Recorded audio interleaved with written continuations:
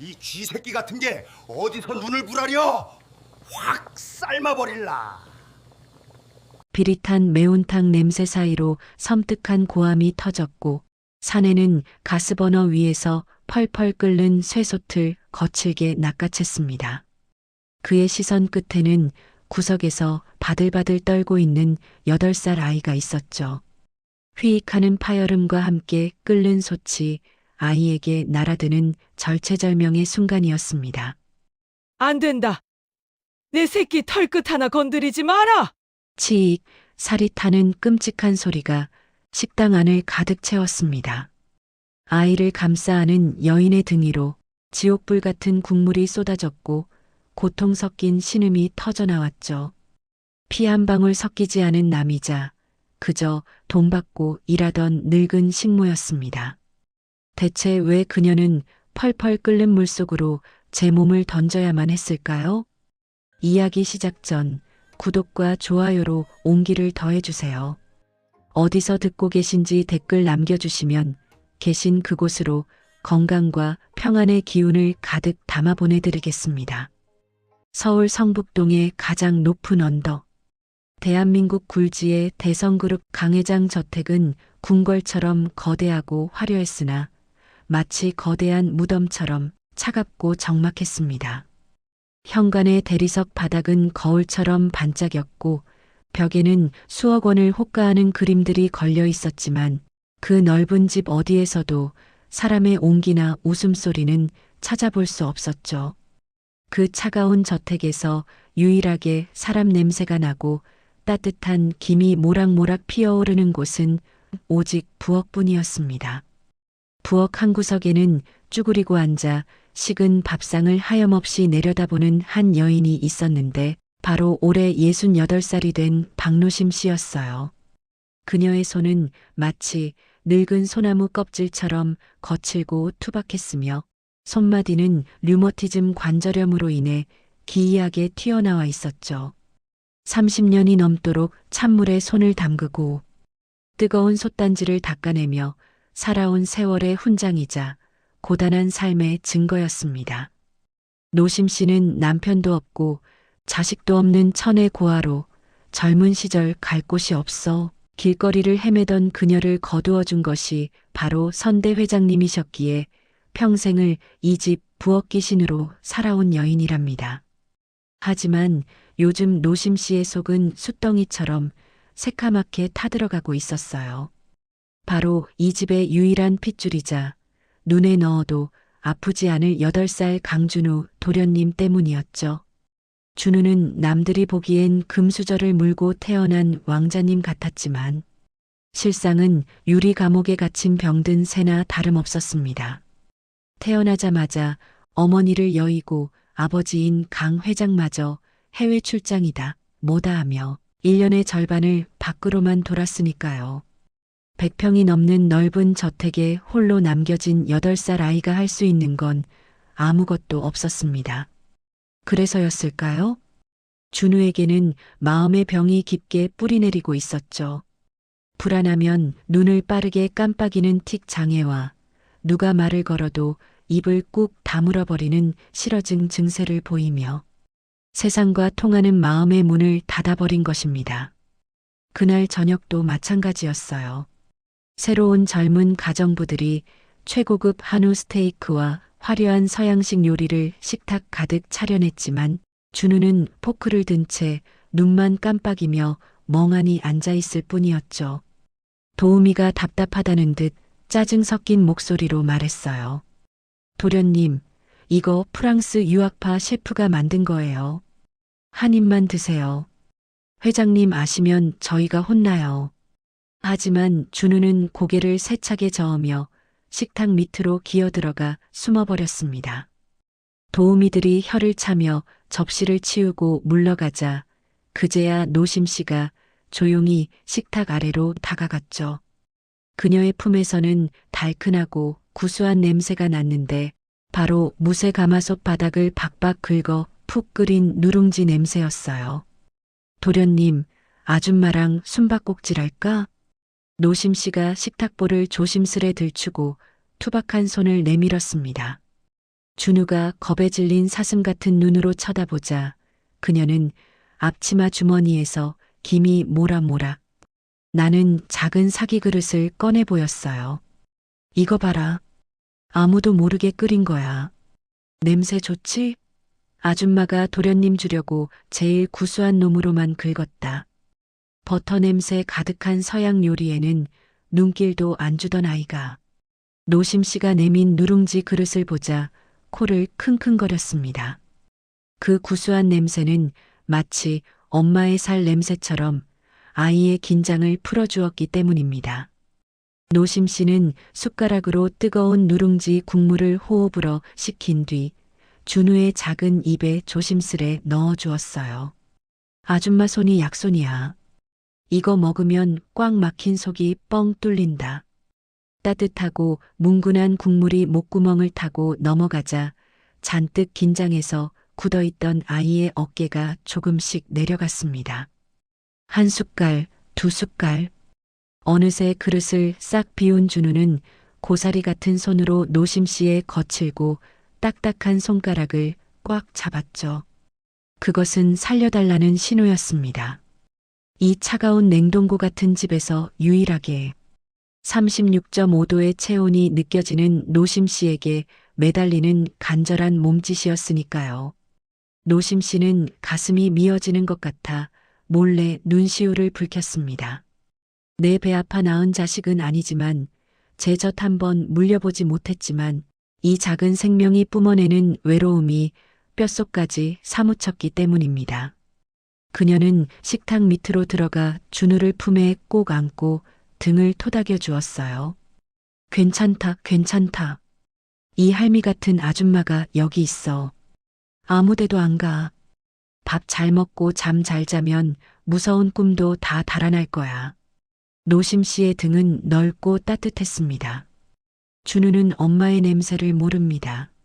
하지만 노심 씨의 앞치마에서 나는 멸치, 국물 냄새와 땀 냄새가 세상에서 가장 안전하고 포근한 냄새라고 생각했는지도 모릅니다.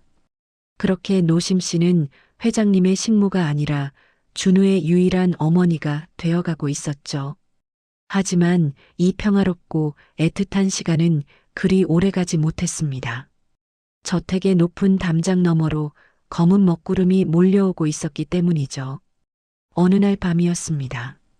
하늘이 뚫린 듯 폭우가 쏟아지고 천둥 번개가 요란하게 치던 그날 밤 현관문이 부서져라 열리며 들이닥친 비서실장의 얼굴은 사색이 되어 있었어요. 회장님께서 타고 오시던 차가 빗길에 미끄러져 그만. 청천벽력 같은 비보에 집안은 순식간에 아수라장이 되었습니다. 사람들의 비명과 통곡 소리가 거실을 메웠고 노심 씨는 자다 깬 준우의 귀를 틀어막으며 가슴으로 아이를 감싸 안았죠. 그런데 그때였습니다. 울음바다가 된 거실 한가운데 유독 눈물이 없는 한 남자가 서 있었어요. 바로 강 회장의 배다른 동생이자 그룹의 전무인 45살 강진태였습니다. 그는 검은 상복을 입고 슬픈 표정을 짓고 있었지만 번개치는 창가에 비친 그의 입꼬리는 기묘하게 비틀려 올라가 있었죠. 그의 시선이 노심 씨의 품에 안겨 바들바들 떨고 있는 어린 준우에게 꽂혔습니다. 마치 먹잇감을 노리는 독사의 눈빛처럼 차갑고 끈적했죠. 노심 씨는 본능적으로 준우를 등 뒤로 숨겼습니다. 등골이 오싹해지는 불길한 예감이 그녀의 온몸을 휘감았기 때문입니다. 저 눈빛, 저건 슬퍼하는 눈이 아니야. 이것이 장차 대한민국을 뒤흔들게 될 가장 잔혹하고도 위대한 탈출의 서막이 될 줄은 그때는 아무도 몰랐을 것입니다. 과연 그날 밤 빗길에서는 무슨 일이 있었던 걸까요? 그리고 탐욕스러운 눈빛을 가진 강 전무는 이제 겨우 8살이 된 준우에게 어떤 끔찍한 덫을 놓고 있는 걸까요? 강 회장의 장례식은 대한민국 재계에 큰 별이 졌다는 뉴스 속보와 함께 3일장 내내 성대하게 치러졌습니다. 검은 양복을 입은 수많은 조문객이 국화꽃을 놓으며 고인의 명복을 빌었지만 그 화려한 장례식장 어디에도 진심 어린 슬픔은 보이지 않았죠. 사람들은 육개장 그릇을 앞에 두고 회사의 주가가 어떻게 될지, 다음 회장 자리는 누가 차지할지에 대해서만 수군거릴 뿐이었습니다. 그 차가운 계산속들이 오가는 장례식장 한 구석, 상주 자리에 앉아있는 8살 준우는 마치 넋이 나간 인형 같았습니다. 검은 상복은 아이의 작은 몸에 너무 커서 헐렁거렸고 하얗게 질린 얼굴에는 핏기 하나 없었죠. 노심 씨는 그런 준우의 곁을 한시도 떠나지 않고 지켰습니다. 그녀는 조문객들이 흘끔거리며 던지는 동정 어린 혹은 호기심 어린 시선들을 온몸으로 막아내며 준우의 손을 꼭 잡고 있었어요. 도련님, 조금만 참으세요. 이 할미가 곁에 있다. 무서워하지 마라. 하지만 준우는 노심 씨의 말도 들리지 않는지 허공만 응시한 채 눈을 빠르게 깜빡거릴 뿐이었습니다. 아빠의 죽음을 이해하기엔 너무 어린 나이였고 그 죽음을 둘러싼 어른들의 탐욕은 너무나 거대하고 무서운 것이었으니까요. 장례식의 마지막 날 밤이었습니다.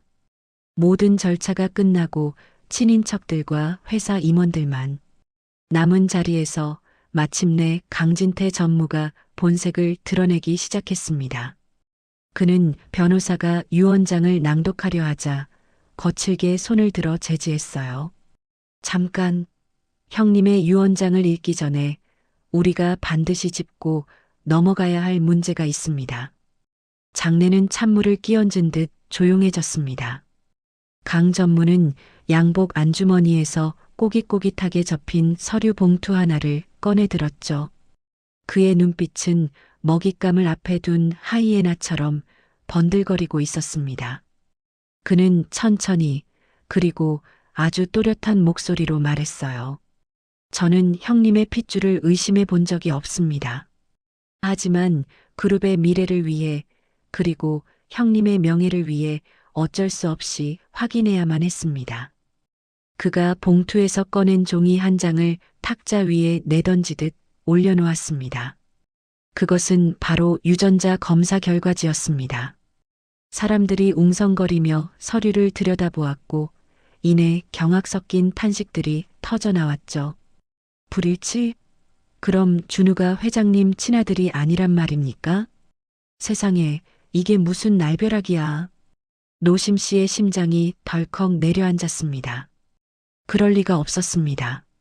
준우는 죽은 사모님과 회장님을 반반씩 빼닮은 의심할 여지 없는 두 분의 아들이었으니까요. 노심 씨는 자기도 모르게 자리에서 벌떡 일어나 소리쳤어요. 그게 무슨 말도 안 되는 소립니까? 도련님은 회장님 핏줄이 맞습니다. 제가 압니다. 제가 두 눈으로 똑똑히 봐왔습니다. 하지만 강 전무는 코웃음을 치며 노심 씨를 비웃듯 쳐다봤습니다. 그의 눈에는 이미 승자의 오만함이 가득 차 있었죠. 박 여사, 주제를 아셔야지. 부엌대기가 뭘 안다고 감히 회장님 집안일에 끼어듭니까? 과학이 아니라고 말하고 있잖아. 강 전무의 호통에 노심 씨는 입술을 깨물었습니다. 그녀는 직감했어요. 저 종이 쪼가리는 조작된 것이라고 저놈이 회장 자리를 차지하기 위해 어린 조카를 짓밟으려는 수작이라고 말이죠. 하지만 힘없는 식모인 그녀가 할 수 있는 일은 아무것도 없었습니다. 강 전무는 덜덜 떨고 있는 준우에게 다가갔습니다.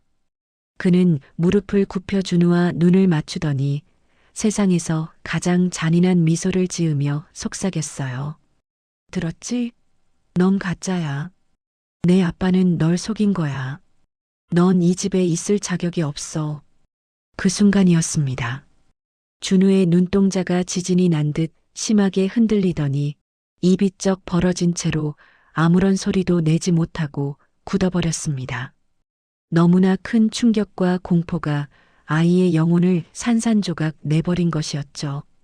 준우는 그 자리에서 혼절하듯 쓰러졌고 노심 씨는 비명을 지르며 아이를 받아 안았습니다.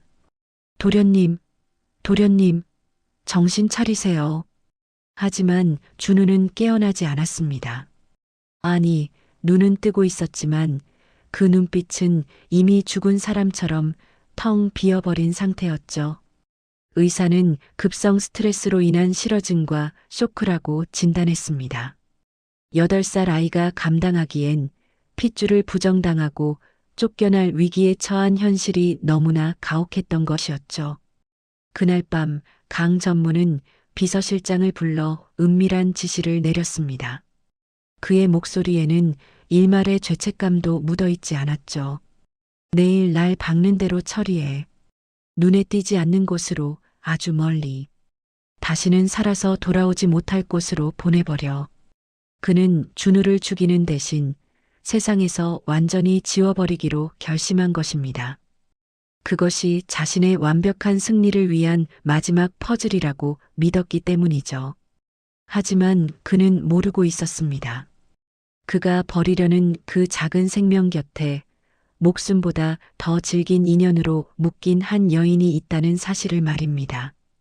노심 씨는 잠든 준우의 머리맡에서 밤새 눈물을 삼켰습니다. 그녀는 알고 있었어요. 내일이면 이 아이가 짐짝처럼 어디론가 버려질 것이라는 사실을. 그녀는 떨리는 손으로 준우의 차가운 뺨을 어루만지며 생애 처음으로 신이 아닌 자신에게 맹세했어요. 안 된다. 절대로 혼자 보낼 수는 없다. 지옥 끝이라도 내가 따라갈 것이다.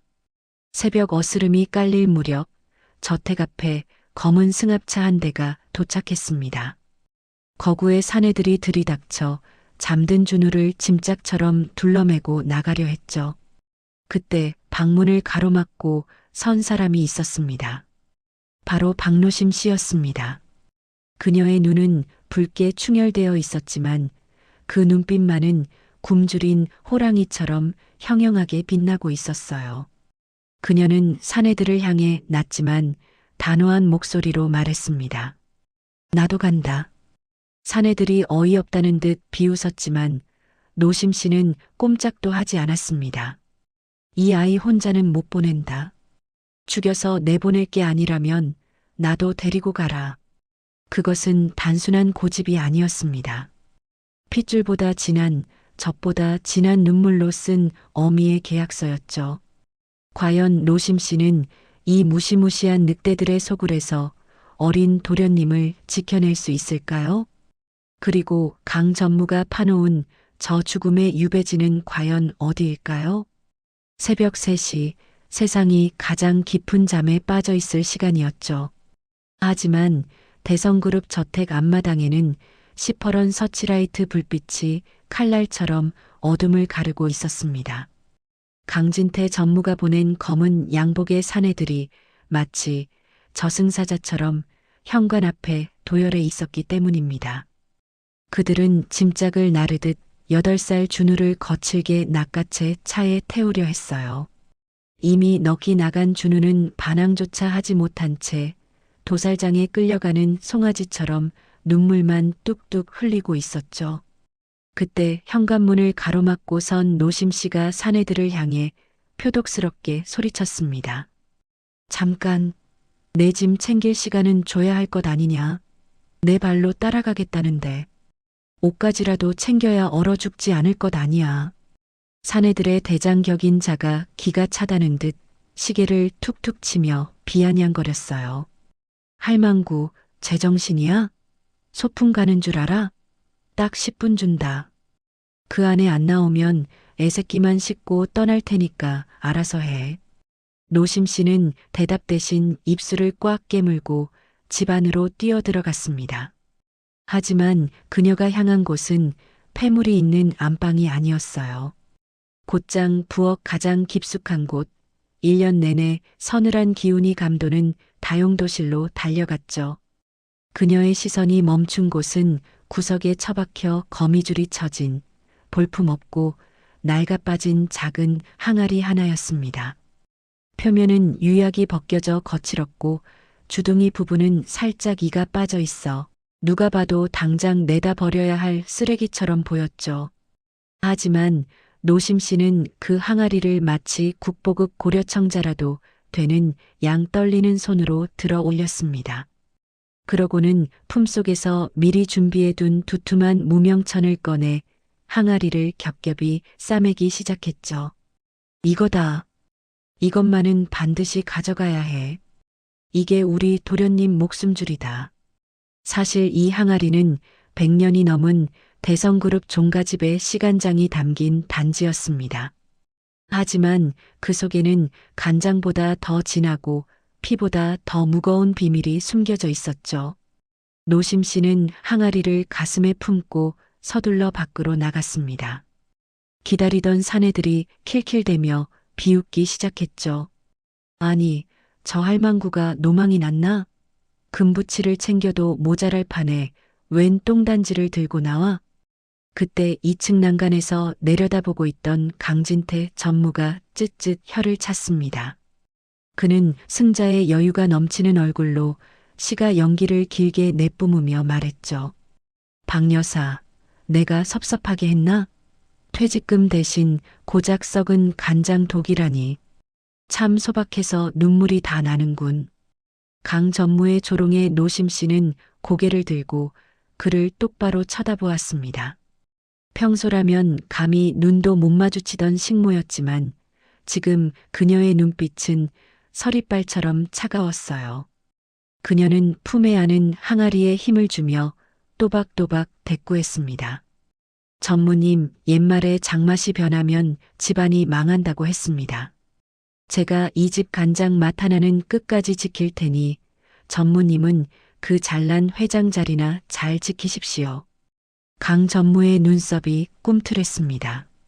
뼈가 있는 말이었지만 그는 곧 코웃음을 치며 손을 휘저었죠. 어차피 죽으러 가는 마당에 늙은이의 헛소리 따위는 귀담아 들을 가치도 없다고 생각했기 때문입니다. 그래, 그 냄새나는 독단지 끌어안고 지옥 가서 실컷 먹어라. 여봐라, 뭐하냐? 당장 차에 태워. 사내들이 노심 씨와 준우를 거칠게 밀어 검은 승합차 뒷좌석에 구겨 넣었습니다. 차가운 가죽 시트에 감촉에 준우가 화들짝 놀라며 노심 씨의 품으로 파고들었죠. 아이는 공포에 질려 숨소리조차 제대로 내지 못하고 있었습니다. 노심 씨는 한 손으로는 준우를 꼭 껴안고 다른 한 손으로는 무명천에 쌓인 항아리를 생명줄처럼 움켜쥐었어요. 출발해. 엔진 소리가 요란하게 울리더니 차가 미끄러지듯 저택을 빠져나갔습니다. 육중한 철대문이 쿵 닫혔고 화려했던 대성그룹 저택은 순식간에 어둠 뒤로 멀어져 갔죠. 준우에게는 태어난 집이었고 노심 씨에게는 30년 청춘을 바친 일터였지만 이제 두 사람은 다시는 돌아올 수 없는 길을 떠나게 된 것입니다. 차는 화려한 서울을 뒤로하고 인적 없는 외곽 도로를 향해 질주했습니다. 창밖 풍경이 황량한 들판으로 바뀌어 가자 노심 씨는 품에 안겨 바들바들 떨고 있는 준우의 귓가에 입술을 대고 아주 작게 속삭였어요. 운전석의 사내들에게는 들리지 않게 말이죠. 도련님, 잘 들으세요. 우리는 쫓겨나는 게 아닙니다. 잠시 여행을 가는 거예요. 준우가 젖은 눈으로 올려다보자 노심 씨는 항아리를 톡톡 두드렸습니다. 이 할미가 요술 단지를 가져왔어. 나중에 아주 나중에 우리가 다시 돌아올 때 이 단지가 도깨비 방망이가 되어줄 겁니다. 그러니까 뚝 그치세요. 준우는 노심 씨의 단단한 목소리에 조금은 안심이 된 듯 가슴에 얼굴을 묻고 까무룩 잠이 들었습니다. 차는 어느덧 육지를 벗어나 검푸른 바다가 보이는 서해안의 끝자락, 소야도 선착장으로 향하고 있었죠.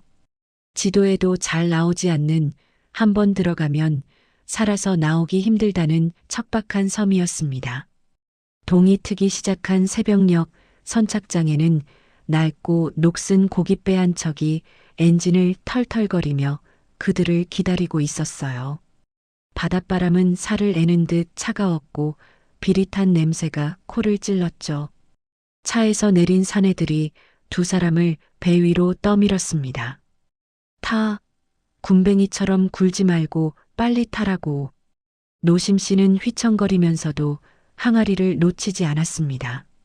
그녀는 흔들리는 갑판 위에서 중심을 잡으며 멀어져가는 육지를 마지막으로 뒤돌아보았죠. 서울 하늘에는 붉은 해가 떠오르고 있었지만 그들이 가는 섬 쪽 하늘은 잿빛 먹구름으로 뒤덮여 있었습니다. 두고 봐라. 내 뼈가 부서지는 한이 있어도 우리 도련님 살려서 다시 돌아온다. 배가 거친 파도를 가르며 출항했습니다.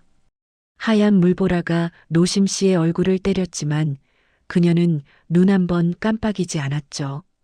이것은 단순한 유배가 아니었습니다.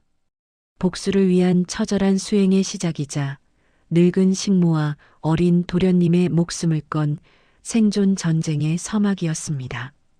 과연 그들이 도착할 소야도에는 어떤 시련이 기다리고 있을까요? 그리고 노심 씨가 챙긴 저 낡은 항아리는 정말로 그들을 구원할 도깨비 방망이가 될 수 있을까요? 엔진 소리가 멈추고 낡은 고깃배가 쿵소리를 내며 선착장에 닿았습니다. 마침내 두 사람이 도착한 곳은 지도에서도 찾기 힘들다는 서해안의 끝자락 소야도였죠. 배에서 내리자마자 살을 애는 듯한 칼바람이 두 사람의 뺨을 사정없이 때렸습니다. 선착장에는 인적이라곤 찾아볼 수 없었고 녹슨 가로등 하나만이 위태롭게 깜빡거리고 있었죠. 그때 배를 태워준 사내들이 두 사람의 짐 보따리를 갯벌 위로 휙 집어 던지며 소리쳤어요. 어이, 저기 보이는 저 집이야. 물 들어오기 전에 빨리 건너가. 꿈을 대다간 귀신 된다. 사내들이 가리킨 곳은 선착장에서 한참 떨어진 갯벌 건너편 자풀이 무성한 언덕 위에 있는 다 쓰러져가는 흙집이었습니다. 길이라도 있으면 좋으련만 그곳으로 가기 위해서는 질퍽거리는 갯벌을 가로질러야만 했죠. 배가 떠나고 사방이 고요해지자 준우의 입술이 파랗게 질리기 시작했습니다. 아줌마, 나 무서워. 집에 가고 싶어. 준우가 울먹이며 뒷걸음질 쳤어요. 최고급 가죽 구두를 신은 발이 갯벌에 닿자마자 푹 빠져버렸기 때문이죠. 발을 빼려고 발버둥 칠수록 검은 지늙은 아이의 발목을 더욱 깊이 빨아들였습니다. 준우는 그 자리에 주저앉아 엉엉 울음을 터뜨리고 말았죠. 노심 씨는 잠시 하늘을 올려다보았습니다. 먹구름이 잔뜩 낀 하늘에서는 금방이라도 눈보라가 몰아칠 것 같았어요. 그녀는 품에 안고 있던 시간장 항아리를 등 뒤에 배낭에 단단히 고쳐맸습니다. 그리고 갯벌 바닥에 엎드려 준우에게 등을 내밀었죠. 도련님, 업히세요. 여기는 서울이 아닙니다. 약한 소리하면 우린 죽어요. 자, 어서. 준우는 훌쩍거리며 노심 씨의 등 위로 조심스레 올라탔습니다. 68살 류머티즘 관절염으로 뼈마디가 쑤시는 노인의 등에 8살 아이의 무게가 묵직하게 내려앉았죠. 노심 씨는 억눌린 신음을 내뱉으며 비틀거리는 다리에 힘을 주어 일어섰습니다. 한 걸음을 뗄 때마다 발이 무릎까지 푹푹 빠지는 갯벌이었습니다. 차가운 진흙이 바지 틈으로 스며들어 살을 파고들었고 등 뒤에 항아리와 아이의 무게가 짓눌러 숨이 턱턱 막혀왔죠. 하지만 노심 씨는 멈출 수가 없었습니다. 지금 멈추면 밀물이 들어와 두 사람 모두 바다의 재물이 될 거라는 걸 알았기 때문입니다. 버텨야 한다. 박노심, 제발 버텨라. 여기서 쓰러지면 우리 도련님은 죽는다. 노심 씨는 입술을 깨물어 피를 내며 한 발 한 발을 내디뎠어요. 준우는 고개를 숙여 노심 씨의 목덜미에 얼굴을 묻었습니다. 아줌마의 땀 냄새와 비릿한 갯내음이 뒤섞여 묘한 안도감을 주었기 때문이죠. 아줌마, 미안해. 내가 무거워서 미안해. 준우가 고사리 같은 손으로 노심 씨의 땀 젖은 이마를 닦아주며 속삭였습니다. 그 작은 손길 하나가 기적처럼 노심 씨의 다리에 힘을 불어넣어 주었죠. 노심 씨는 가쁜 숨을 몰아쉬며 씩씩하게 대답했어요. 아이고, 우리 도련님 하나도 안 무겁다. 깃털처럼 가벼워서 날아갈 것 같네. 걱정하지 마세요. 아줌마가 천하장사야. 그녀의 등은 단순한 살덩이가 아니었습니다. 어린 핏줄을 지켜내려는 세상에서 가장 단단한 방패이자 절망의 바다를 건너는 유일한 구명조각이었으니까요. 얼마나 걸었을까요? 마침내 갯벌의 끝이 보이고 자풀이 무성한 언덕길이 나타났습니다. 노심 씨는 마지막 힘을 짜내어 언덕 위로 기어 올라갔고 목적지인 흙집 마당에 도착하자마자 준우를 내려놓고 그 자리에 털썩 쓰러지고 말았죠. 심장이 터질 듯 요동쳤고 눈앞이 핑 돌았지만 그녀는 안도의 한숨을 내쉬었습니다. 도착했다. 도련님, 이제 살았습니다. 하지만 안도감도 잠시, 눈앞에 펼쳐진 광경은 참담하기 그지없었어요. 기둥은 썩어 기울어져 있었고 지붕에는 구멍이 숭숭 뚫려 회색빛 하늘이 훤히 내다보이는 처참한 꼴이었습니다. 보일러는 고장 난 지 오래였고 아궁이에는 재만 날릴 뿐 땔감 하나 없었죠. 이곳은 사람이 살 수 있는 집이 아니라 짐승도 살다 도망갈 법한 폐허였습니다. 준우는 믿을 수 없다는 듯 울먹이며 물었어요. 아줌마, 여기서 자야 해? 너무 추워. 무서워. 노심 씨는 떨고 있는 준우를 보며 가슴이 미어지는 것 같았습니다. 불과 어제까지만 해도 대리석 바닥에 보일러가 빵빵하게 돌아가는 저택에서 살던 아이였으니까요. 하지만 노심 씨는 눈물을 보이는 대신 소매를 걷어붙였습니다. 지금 울고 있을 시간조차 사치라는 걸 알았기 때문입니다. 도련님, 저기 양지바른 돌 위에 잠시 앉아 계세요.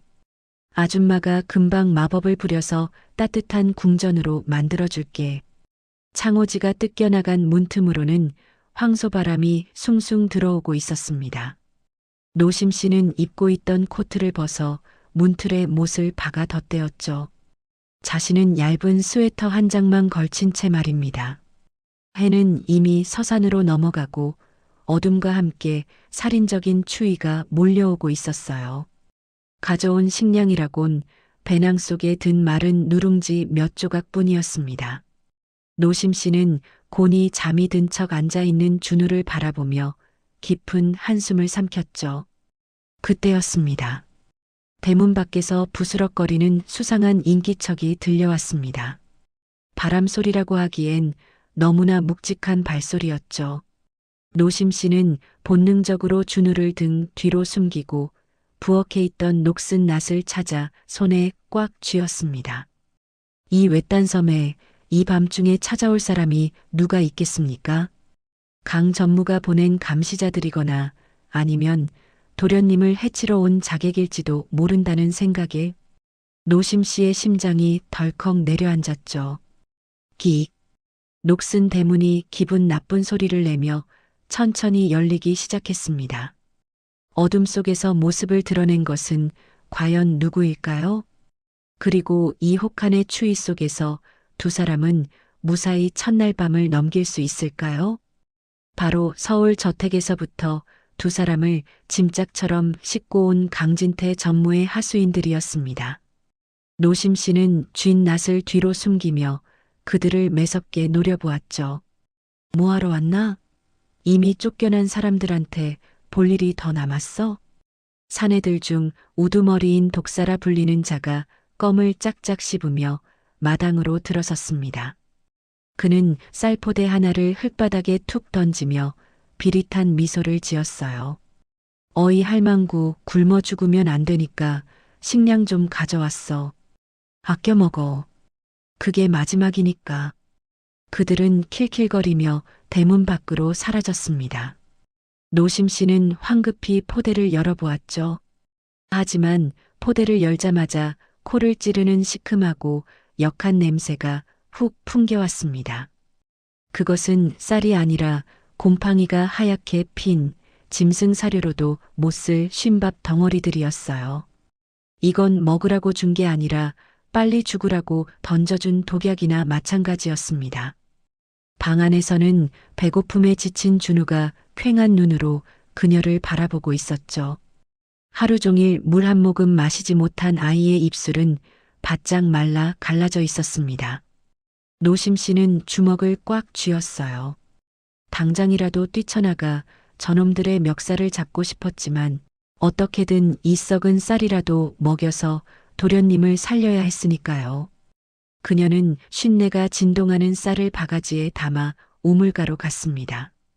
한겨울의 얼음장 같은 우물물을 퍼올려 쌀을 씻기 시작했죠.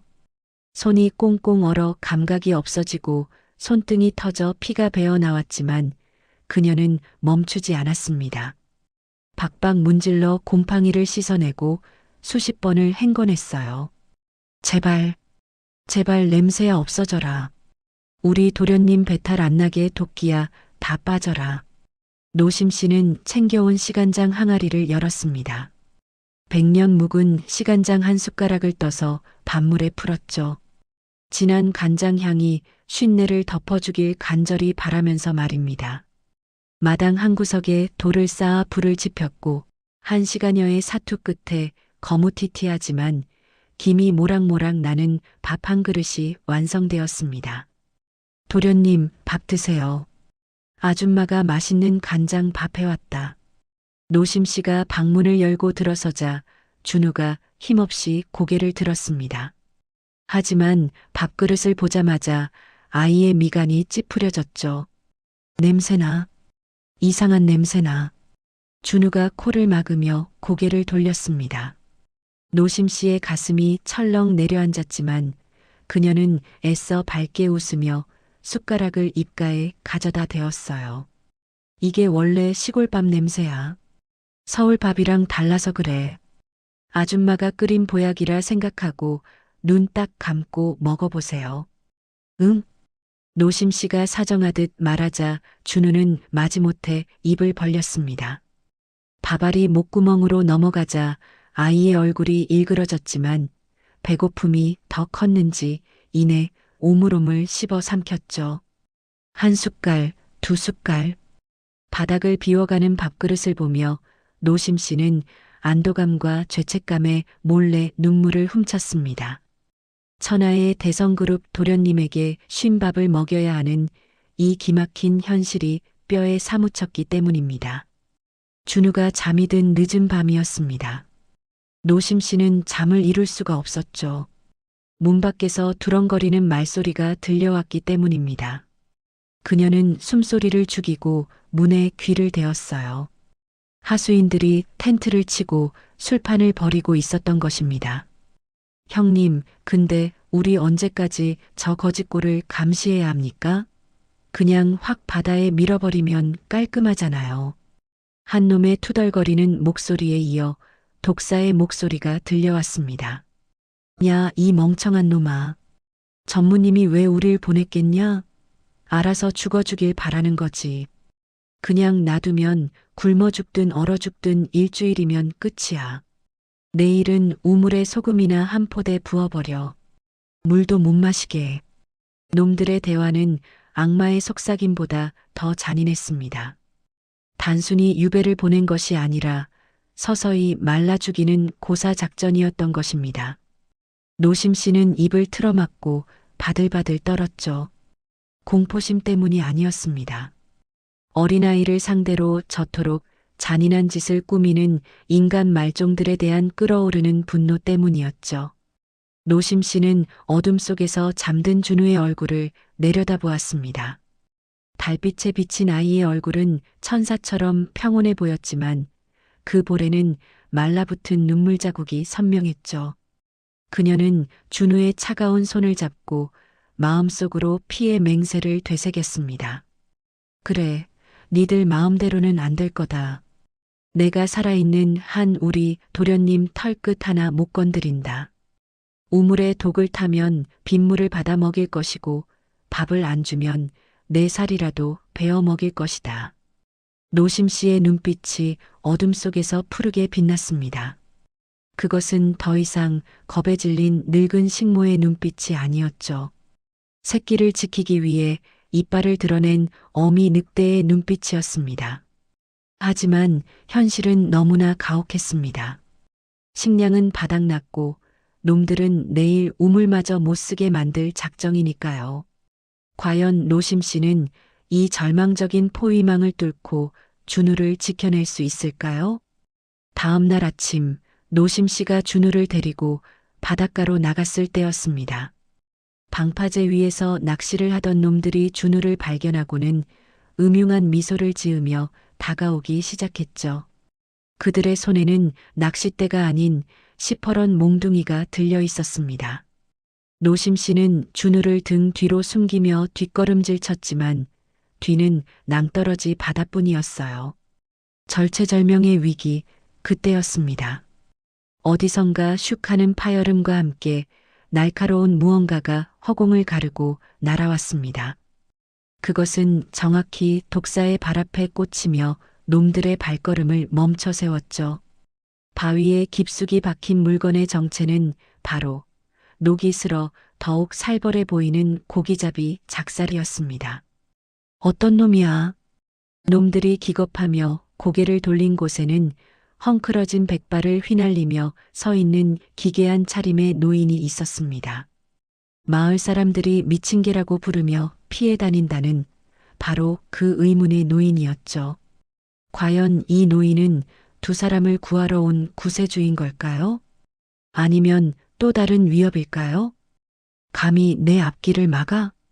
독사가 핏대를 세우며 소리친 곳에는 헝클어진 백발을 바람에 날리며 서 있는 기괴한 노인이 있었습니다. 섬마을 사람들이 재수가 없다며 피한다는 일명 미친 개라 불리는 천심할배였죠. 그는 낡은 군용 깔깔이를 걸치고 한 손에는 또 다른 작사를 가볍게 쥐고 서 있었습니다. 독사는 코웃음을 쳤어요. 다 늙어 빠진 노인네 하나쯤은 손가락 하나로도 꺾을 수 있다고 생각했기 때문입니다. 뭐해? 저 노망난 늙은이 다리를 분질러서 바다에 던져버려.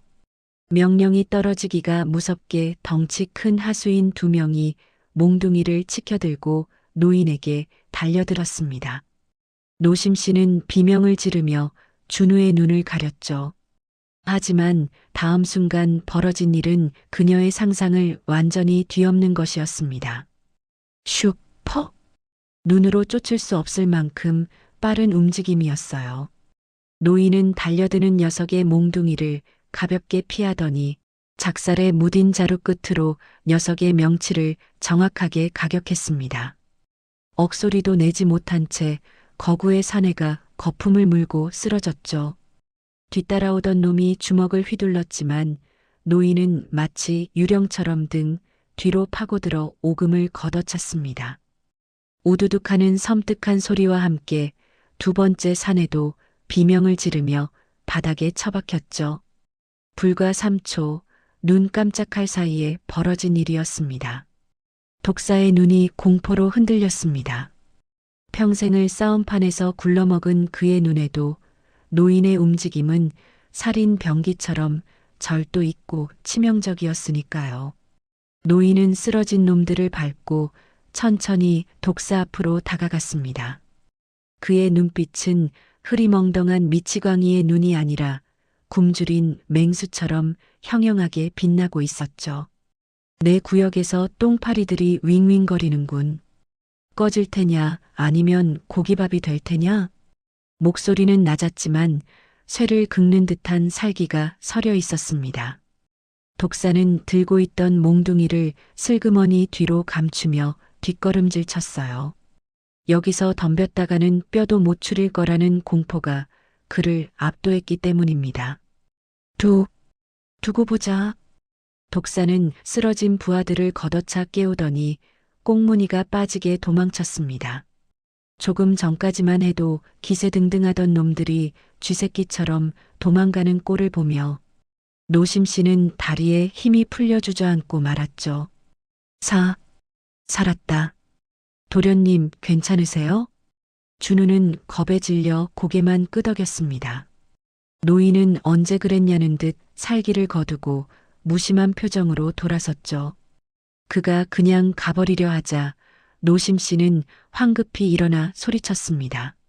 어르신, 감사합니다. 덕분에 목숨을 건졌습니다. 노인은 대꾸도 없이 걸어가다가 멈칫하더니 허리춤에 매달려 있던 묵직한 망태기를 노심 씨 발치에 툭 던졌습니다. 비릿한 냄새와 함께 망태기 입구가 열리며 은빛 비늘이 번쩍이는 팔뚝만한 자연산 감성돔 2마리가 튀어나왔죠. 애새끼 꼴이 그게 뭐야? 해골바가지가 다 됐네. 푹 고아 먹여. 노심 씨는 깜짝 놀라 눈을 동그랗게 떴습니다. 어제 놈들이 던져준 쉰밥과는 비교도 안 되는 귀한 생선이었으니까요. 그녀는 염치불구하고 망태기를 집어들었습니다. 지금은 자존심보다 준우의 한 끼가 더 급했기 때문입니다. 감사합니다. 정말 감사합니다. 노심 씨가 허리를 숙이자 노인은 힐끔 준우를 쳐다보았습니다. 준우는 노심 씨 뒤에 숨어 호기심 어린 눈으로 노인을 빼꼼히 쳐다보고 있었죠. 그 순간 노인의 무뚝뚝한 얼굴에 스치듯 묘한 표정이 지나갔습니다. 눈매가 그 양반을 쏙 빼닮았구먼. 네, 누구를 말씀하시는 건지. 노심 씨가 되묻자 노인은 헛기침을 하며 말을 돌렸습니다. 됐소. 밤엔 문단속이나 잘해. 쥐새끼들은 또 올 테니까. 노인은 바람처럼 휘적휘적 사라졌습니다. 노심 씨는 멀어지는 노인의 뒷모습을 보며 이상한 기시감을 느꼈죠. 분명 처음 보는 노인인데 낯설지 않은 그 기운, 그리고 그 양반이라는 말. 혹시 그가 돌아가신 회장님과 무슨 인연이라도 있는 걸까요? 하지만 깊게 생각할 겨를이 없었습니다. 노심 씨는 생선을 품에 안고 서둘러 폐가로 돌아왔어요. 녹슨 부엌칼로 서툰 솜씨지만 정성껏 생선을 손질했죠. 깨진 항아리 뚜껑에 물을 붓고 챙겨온 시간장을 한 국자 넣어 간을 맞췄습니다. 장작불 위에서 보글보글 끓기 시작하자 고소하고 기름진 냄새가 온 집안에 퍼졌죠. 도련님, 이리 와보세요. 오늘은 진짜 고기다. 노심 씨가 하얀 생선살을 발라 호호 불어 준우의 입에 넣어 주었습니다. 준우는 조심스레 맛을 보더니 눈을 번쩍 떴어요. 비린내 하나 없이 고소하고 담백한 맛, 그리고 짭조름한 시간장의 풍미가 입안 가득 퍼졌기 때문입니다. 준우는 허겁지겁 입을 벌리며 아기 새처럼 받아먹기 시작했습니다. 노심 씨는 준우가 먹는 모습만 봐도 배가 불렀습니다. 자신은 국물 한 모금 마시지 않으면서 살점 하나라도 더 발라주려 애썼죠. 그렇게 배를 채운 준우의 얼굴에 오랜만에 핏기가 돌기 시작했습니다. 노심 씨는 잠든 준우의 머리를 쓰다듬으며 안도했지만 그 평화는 그리 오래가지 못했습니다. 독사가 당하고 갔다는 소식을 들은 강진태 전무가 경로했기 때문이죠. 서울의 화려한 집무실에서 보고를 받은 강 전무는 위스키 잔을 집어 던지며 고함을 질렀습니다. 미친 노인네 하나를 못 이겨서 도망을 쳐? 쓸모없는 새끼들. 강 전무는 인터폰을 눌러 더 잔혹하고 확실한 지시를 내렸습니다. 지금 당장 용역 애들 싹 다 불러 모아. 트럭으로 밀고 들어가서 그 집을 아예 가루로 만들어버려. 그 안에 있는 것들도 같이 묻어버리라고. 단순한 괴롭힘이 아니었습니다. 이제는 대놓고 목숨을 노리는 무자비한 철거 작전이 시작된 것입니다. 그날 밤 바람소리가 심상치 않았습니다. 마치 누군가의 울음소리처럼 창호지 문을 미친 듯이 두드렸죠. 노심 씨는 불안감에 자다 깨어 뜬 눈으로 밤을 지새웠습니다. 새벽녘 문틈으로 스며드는 찬 바람보다 더 차가운 냉기가 그녀의 등줄기를 타고 흘렀어요. 준우가 고열로 끙끙 앓기 시작한 것입니다. 엎친 데 덮친 격으로 밖에서는 중장비의 굉음이 들려오기 시작했습니다. 추워. 엄마, 추워. 새벽녘 준우의 입에서 흘러나온 신음은 노심 씨의 가슴을 난도질했습니다. 그녀가 황급히 아이의 이마에 손을 얹어보니 불덩이처럼 뜨거웠죠. 지난 며칠간의 혹독한 추위와 굶주림이 8살 아이의 작은 몸을 기어이 무너뜨리고 만 것입니다. 준우는 땀을 비오듯 흘리면서도 오들오들 떨고 있었어요. 도련님, 정신 차리세요. 도련님. 흔들어 깨워보았지만 준우는 헛소리만 중얼거렸습니다. 폐렴이었습니다. 이대로 두면 오늘 밤을 넘기기 힘든 위급한 상황이었지만 약국 하나 없는 외딴 섬에서 가진 것이라곤 틱 장의 약뿐이었죠. 설상가상으로 밖에서는 매서운 칼바람이 불어닥치고 있었습니다. 며칠 전 코트로 막아두었던 문틈이 거센 바람을 이기지 못하고 뜯겨나가 살을 애는 듯한 냉기가 방 안으로 밀려들어왔죠. 노심 씨는 맨발로 밖으로 뛰쳐나가 썩은 나무 판자와 지푸라기를 닥치는 대로 긁어모았습니다. 하지만 젖은 나무들은 매캐한 연기만 내뿜을 뿐 도무지 불이 붙지 않았죠. 콜록거리는 기침 소리와 함께 준우의 숨소리가 점점 거칠어졌습니다. 노심 씨는 절망감에 바닥을 치며 울부짖고 싶었어요. 하느님, 제발, 이 아이가 무슨 죄가 있습니까? 데려가시려거든 저를 데려가세요. 제발 우리 도련님만은 살려주세요. 그때 문틈으로 들어온 황소바람이 촛불마저 꺼뜨렸습니다. 암흑천지. 들리는 것은 오직 준우의 가쁜 숨소리와 섬뜩한 바람 소리뿐이었죠. 노심 씨는 직감했습니다. 이 바람을 막지 못하면 도련님은 아침 해를 보지 못할 것이라고요. 그녀는 더 이상 고민하지 않았습니다. 준우를 방구석 가장 안쪽으로 옮기고 자신이 입고 있던 낡은 스웨터를 벗어 아이의 몸을 꽁꽁 싸매 주었죠. 이제 그녀에게 남은 건 얇은 내복 한 장뿐이었습니다. 노심 씨는 덜덜 떨리는 몸을 이끌고 뜯겨나간 문틈으로 다가갔습니다. 그리고 문을 등지고 앉았죠. 자신의 넓고 굽은 등으로 그 틈새를 막아선 것입니다. 차가운 바람이 내복을 뚫고 맨살에 닿자 마치 수천 개의 바늘로 찌르는 듯한 고통이 밀려왔습니다. 살점이 떨어져 나가는 듯한 아픔에 비명이 터져 나올 뻔했지만 그녀는 이를 악물고 참아냈어요. 자신이 비명을 지르면 준우가 깰까봐 입술을 깨물어 피를 삼킨 것입니다. 시간이 지나자 살이 찢어지는 듯한 고통은 점차 무뎌지고 등은 감각을 잃어 마비되어 갔습니다. 하지만 노심 씨는 꼼짝도 하지 않았죠. 그녀는 무릎을 세우고 앉아 준우의 숨소리에 귀를 기울였습니다. 괜찮다. 괜찮다. 아줌마 등은 무쇠라서 끄떡없어. 노심 씨는 흐릿해지는 의식 속에서도 준우를 향해 끊임없이 말을 걸었어요. 극한의 추위 속에서 졸음이 쏟아졌지만 그녀는 허벅지를 꼬집으며 정신을 붙잡았습니다. 내가 여기서 쓰러지면 저 문이 열린다. 내가 무너지면 도련님이 죽는다. 그녀의 등은 이제 단순한 살덩이가 아니었습니다. 차가운 세상의 풍파로부터 어린 핏줄을 지켜내는 가장 따뜻하고 견고한 성벽이었죠. 어느새 바람소리가 잦아들고 준우의 숨소리도 조금씩 평온해지기 시작했습니다. 노심 씨의 체온이 방 안의 온기를 지켜낸 것입니다. 꽃기요. 멀리서 새벽을 알리는 닭 울음소리가 들려오고 창호지 문 너머로 희미하게 푸른 여명이 밝아왔습니다. 방 안의 어둠이 걷히자 밤새 처절했던 사투의 흔적이 드러났죠. 준우가 부스스 눈을 떴습니다. 다행히 열은 많이 내렸고 얼굴에는 다시 핏기가 돌아와 있었어요. 아이는 잠결에 물을 찾으며 몸을 일으켰습니다. 아줌마, 물. 준우가 고개를 돌려 노심 씨를 찾았습니다.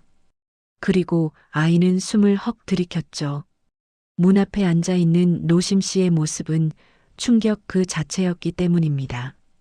그녀는 문틀에 기대 앉은 채 꼼짝도 하지 않고 있었는데 머리카락과 어깨 그리고 얇은 내복 위에는 하얗게 서리가 내려앉아 있었던 것입니다. 마치 차가운 돌부처처럼 굳어버린 모습이었죠. 아, 아줌마. 준우가 겁에 질려 다가가 노심 씨의 어깨를 흔들었습니다. 돌덩이처럼 딱딱하고 차가웠어요. 아줌마, 일어나. 죽지 마. 준우가 울음을 터뜨리며 노심 씨의 가슴에 얼굴을 묻었습니다. 그때 굳어있던 노심 씨의 눈꺼풀이 파르르 떨리더니 힘겹게 떠졌죠. 그녀는 초점 없는 눈으로 품에 안긴 준우를 보며 희미하게 미소 지었습니다. 그리고 얼어붙어 잘 움직이지 않는 입술을 달달 떨며 겨우 한마디를 내뱉었어요. 도련님, 잘 잤어요? 자신의 몸이 얼음장이 되어가는 와중에도 아이의 안부를 먼저 묻는 그 목소리. 그것은 이 세상의 언어가 아니었습니다. 준우는 엉엉 울며 노심 씨의 얼어버린 손을 자신의 볼에 비볐죠. 미안해. 나 때문에. 아줌마 죽지 마. 노심 씨는 겨우 손을 들어 준우의 눈물을 닦아주려 했지만 손가락이 굽혀지지 않았습니다. 하지만 그녀의 입가에는 안도와 승리의 미소가 번졌죠. 살려냈다는 안도감, 오늘 밤도 지켜냈다는 승리감이 그녀의 심장을 다시 뛰게 만들고 있었으니까요. 아줌마 안 죽어. 도련님이 살아있는데 내가 어떻게 죽어. 노심 씨가 힘겹게 몸을 일으키려던 찰나였습니다. 우웅, 우웅. 집 전체가 울릴 만큼 거대한 굉음이 들려왔습니다. 바람 소리도 파도 소리도 아닌 쇠와 쇠가 부딪히고 땅을 갈아엎는 기계음이었죠. 노심 씨의 동공이 확장되었습니다. 간신히 추위라는 적을 물리쳤는데 더 무시무시한 괴물이 이 아침을 깨트리고 있었으니까요. 준우가 놀라 창문 밖을 내다보았고 아이의 입이 떡 벌어졌습니다. 마당 입구, 무너진 담장 너머로 거대한 노란색 괴물이 머리를 쳐들고 있었죠. 포클레인이었습니다. 그리고 그 뒤로 쇠파이프와 망치를 든 수십 명의 용역 깡패들이 검은 개미떼처럼 몰려오고 있었습니다. 그들의 맨 앞에는 독사가 퉁퉁 부은 얼굴로 악독한 미소를 짓고 서 있었죠. 저기 있다. 저 안에 쥐새끼들 숨어 있어. 싹 다 밀어버려. 독사의 고함과 함께 포클레인의 거대한 삽이 허공을 갈랐습니다. 쾅! 흙집의 한쪽 벽이 종이장처럼 구겨지며 무너져 내렸죠. 먼지가 폭풍처럼 일었고 준우와 노심 씨는 비명을 지르며 서로를 끌어안았습니다. 안 돼. 이 집은 안 돼. 노심 씨가 얼어붙은 몸을 이끌고 밖으로 뛰쳐나가려 했지만 다리가 말을 듣지 않아 쓰러지고 말았습니다. 이제 정말 끝인 걸까요? 밤새 추위와 싸워 이겨낸 이 생명들이 저 무자비한 쇠붙이 아래 짓눌려 사라지게 되는 걸까요? 그 절망의 순간 무너진 담벼락 위로 누군가 뛰어올랐습니다. 역광을 받아 검은 실루엣으로 보이는 그 사람의 손에는 서슬퍼렇게 빛나는 두 개의 작살이 들려 있었죠. 아침부터 남의 집 대문을 부수는 개호로 자식들이 있구만. 걸걸한 목소리가 굉음을 뚫고 울려 퍼졌습니다. 미친 게 천심할배였습니다. 하지만 어제의 그와는 분위기가 달랐죠. 그의 뒤로 마을 어선들의 깃발이 펄럭이며 수십 명의 어부들이 몰려오고 있었기 때문입니다. 과연 이 늙은 호랑이는 최신식 중장비로 무장한 철거 용역들을 상대로 이 집을 그리고 두 사람을 지켜낼 수 있을까요? 천심할배의 걸걸한 호령이 떨어지자마자 그의 뒤를 따르던 수십 명의 어부들이 포클레인 앞을 가로막았습니다. 그들의 손에는 몽둥이 대신 쇠갈고리와 쇠스랑이 들려 있었는데 바다에서 잔뼈가 굵은 뱃사람들의 기세는 깡패들과 차원이 달랐죠. 독사가 당황하여 뒷걸음질 치며 소리쳤어요. 뭐야? 니들 뭐야? 우린 허가받고 철거하는 거야. 다들 콩밥 먹고 싶어? 하지만 천심할배는 코웃음을 치며 작사를 땅에 쿵 찍었습니다. 그는 포클레인 운전석을 향해 작살 끝을 겨누며 나직하게 으르렁거렸죠. 웃기고 자빠졌네. 이 섬에서는 내가 법이야. 내 눈에 흙이 들어가기 전에는 이 집 기둥 하나도 못 건드려. 그 쇠바가지 치우지 않으면 기름 호스부터 끊어버릴 테니 그리 알아. 운전기사가 겁을 먹고 시동을 꺼버렸습니다. 독사는 입술을 부들부들 떨었지만 살기 등등한 어부들의 눈빛에 눌려 버틸 재간이 없었죠. 두고 봐. 경찰 불러서 싹 다 쓸어버릴 테니까. 독사는 악에 바친 비명만 남기고 꽁무니를 뺐습니다. 마침내 굉음이 사라지고 다시 고요가 찾아왔어요. 노심 씨는 다리에 힘이 풀려 주저앉으며 천심할배의 바짓단을 잡고 울먹였죠. 어르신, 정말 감사합니다. 2번이나 목숨을 구해주셨습니다. 천심할배는 무뚝뚝하게 노심 씨를 일으켜 세우더니 그녀의 뒤에 숨어 떨고 있는 준우를 빤히 쳐다보았습니다. 그의 눈빛이 매섭게 빛났어요. 할멈, 언제까지 저 녀석 치마폭에 감싸고 돌 거야? 사내 새끼 눈빛이 저게 뭐야? 아직 어린아이입니다. 너무 놀라서. 어리긴. 뺏긴 집을 되찾으려면 깡다구가 있어야지. 징징거린다고 누가 밥 떠먹여주나? 천심할배의 호통에 준우가 움찔하며 고개를 숙였습니다. 그 말은 비수처럼 날카로웠지만 틀린 말이 하나도 없었기 때문이죠. 할배는 혀를 차며 망태기에서 말린 생선 몇 마리를 마루에 던져주었습니다. 먹고 기운이나 차려. 당분간 놈들이 얼씬도 못하게 해줄 테니까. 할배와 어부들이 돌아가고 난 뒤 노심 씨는 무너진 벽을 임시로 보수했습니다. 하지만 당장 먹고 살 길이 막막했죠. 노심 씨는 결심한 듯 머리에 수건을 동여매고 밖으로 나갈 채비를 했어요. 도련님, 집 잘 지키고 계세요. 아줌마가 가서 쌀이라도 구해올게. 그날부터 노심 씨의 처절한 갯벌 노동이 시작되었습니다. 그녀는 마을 안악들 틈에 끼어 하루 종일 굴을 까고 바지락을 캐기 시작했죠. 평생 부엌일만 해왔던 그녀에게 칼바람이 부는 갯벌 작업은 지옥이나 다름없었습니다. 조개 껍데기에 손이 베어 피가 흐르고 짠 바닷물에 상처가 짓물러 손은 거북이 등껍질처럼 딱딱하게 굳어갔죠. 하지만 노심 씨는 아픈 내색 한 번 하지 않았습니다. 그렇게 번 돈으로 쌀을 사고 준우가 좋아하는 사탕한 알을 살 수 있다면 그걸로 좋겠으니까요. 해질녘 녹초가 되어 돌아온 노심 씨의 손을 본 준우는 충격을 받았습니다. 보드랍던 아줌마의 손이 흉측하게 변해 있었기 때문이죠. 아줌마, 손이 괜찮다. 훈장이다, 훈장. 우리 도련님 밥 먹이는 영광의 상처야. 노심 씨는 활짝 웃으며 준우의 머리를 쓰다듬었습니다. 저녁을 먹은 뒤 밤하늘에 별이 뜨자 노심 씨는 준우를 데리고 마당의 모래밭으로 나갔죠. 그녀는 나뭇가지 하나를 준우의 손에 쥐어주었습니다. 도련님, 오늘부터는 공부를 해야 합니다. 준우가 의아한 표정으로 쳐다보자 노심 씨는 모래바닥을 평평하게 다지며 말했어요.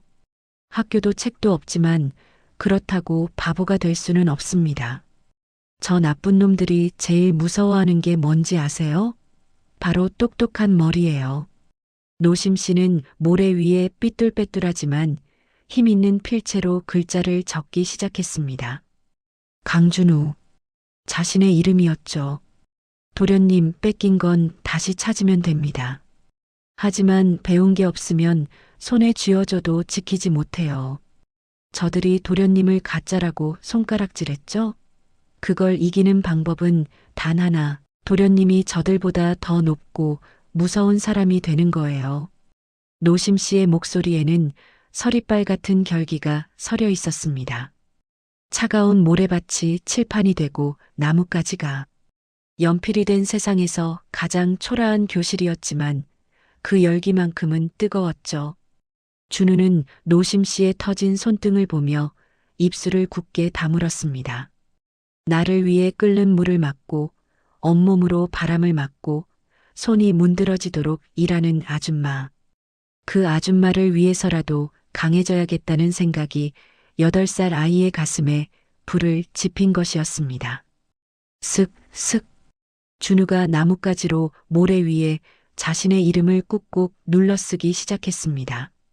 한 획을 그을 때마다 준우의 눈빛이 달라지고 있었죠.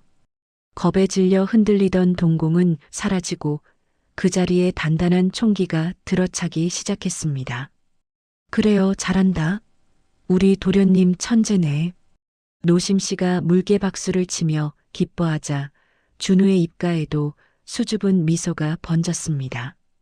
그날 밤 준우는 늦게까지 잠들지 않고 모래밭에 앉아 글자를 쓰고 또 썼죠. 소녀는 비로소 자신의 이름을 되찾기 위한 첫걸음을 내디딘 것이었습니다. 시간은 흘러 계절이 바뀌었습니다.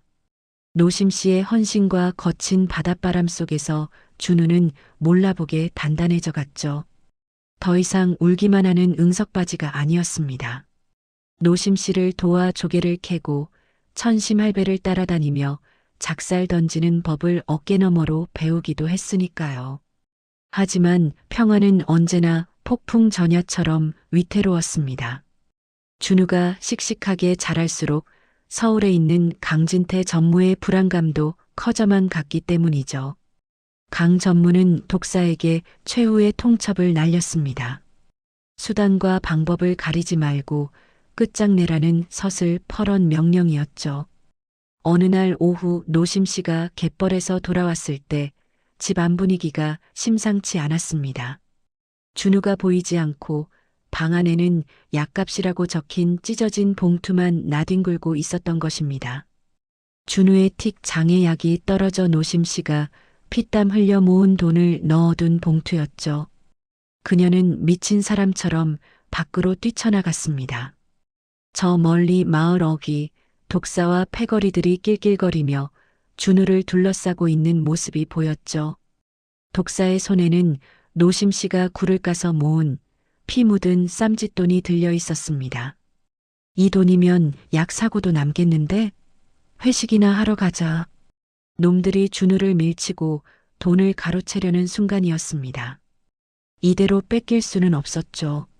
저 돈이 어떤 돈인데? 손톱이 빠지고 살점이 뜯겨나가며 만든 우리 도련님 살릴 생명줄이었으니까요. 이 도둑놈들아, 내 돈 내놔. 노심 씨는 고함을 지르며 놈들을 향해 달려들었습니다. 늙은 식모의 마지막 자존심마저 버리고 놈들의 바짓가랑이를 잡고 늘어지는 처절한 사투가 시작된 것이었습니다. 이거 안 나? 이 늙은 여편네가 미쳤나? 독사가 신경질적으로 다리를 휘저었습니다. 하지만 노심 씨는 흙바닥에 질질 끌려가면서도 독사의 바짓단을 쥔 손을 절대 놓지 않았죠.